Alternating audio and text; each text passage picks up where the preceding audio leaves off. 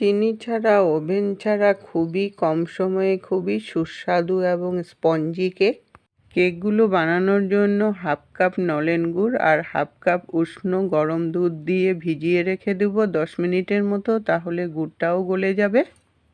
10 minute পরে গুড়টা যখন ভালো করে গলে গেল, তখন এটার মধ্যে 1/2 কাপ রিফাইন্ড অয়েল দিয়ে দিলাম। রিফাইন্ড অয়েলটা দিয়ে ভালো করে ফেটিয়ে নিতে হবে। তেলটা যখন ভালো করে মিশে গেল, তখন এটার মধ্যে 1.5 কাপ ময়দা দিয়ে দিলাম। এই ময়দা দিয়ে এখন খুব ভালো করে ফেটাতে হবে। এই ফেটানোটা যত ভালো হবে কেকটা কিন্তু ততটাই ভালো হবে। ফেটিয়ে নিয়ে যখন একটু ঘন মনে হলো, তখন আরও 1/2 কাপ দুধ মিশিয়ে দিলাম। মিশিয়ে নিয়ে একটা ঘন ব্যাটার রেডি করে নিলাম। এখন 10 মিনিটের জন্য এটা রেস্টে রেখে দিব। এটা রেস্টে থাকতে থাকতে কয়েকটা বাটি নিয়েছি, বাটির মধ্যে কেকগুলোকে বানাবো। আপনারা ইচ্ছা করলে ডিসপোজেবল কোনো কাপে বা বাটিতেও বানাতে পারেন। সামান্য পরিমাণে রিফাইন্ড অয়েল মাখিয়ে নিতে হবে, তাহলে কেকটা কিন্তু খুব সুন্দর করে উঠবে। আর কতগুলো কাজু নিয়েছি, কাজুগুলোকে ছোট ছোট করে কেটে নেব। কাজু দিলে কেকের মধ্যে খেতে কিন্তু খুব ভালো লাগে।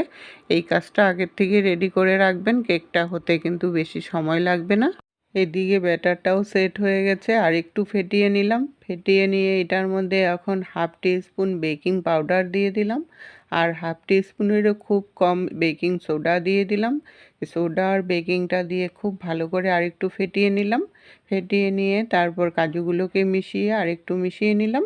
1 হাতা করে ব্যাটার বাটির মধ্যে দিয়ে দিলাম, দিয়ে একটু ট্যাপ করে দিবেন, তাহলে ভিতরে আর বাবলস ঢুকে থাকবে না।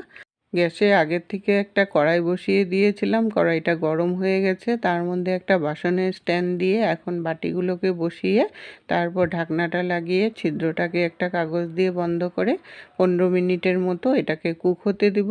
10 মিনিট পরে যখন কেকটা ফুলে উঠলো, তখন উপর থেকে কয়েকটা কিশমিশ একটু দিয়ে দিলাম, দেখতেও সুন্দর লাগবে আর খেতেও ভালো লাগবে।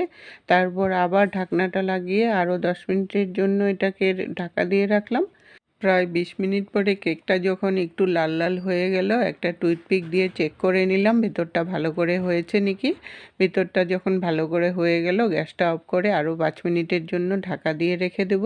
5 মিনিট পরে কেকটা উঠিয়ে দেখলাম একদম লাল হয়ে গেছে, নামিয়ে নিলাম। এইভাবে করে বাকি কেকগুলোকেও বানিয়ে নিতে হবে। সবগুলো কেক নামিয়ে নিয়েছি, দেখুন কতটা স্পঞ্জি হয়েছে। রেসিপিটা যদি ভালো লাগে লাইক দিয়ে সবার সাথে শেয়ার করে দিবেন।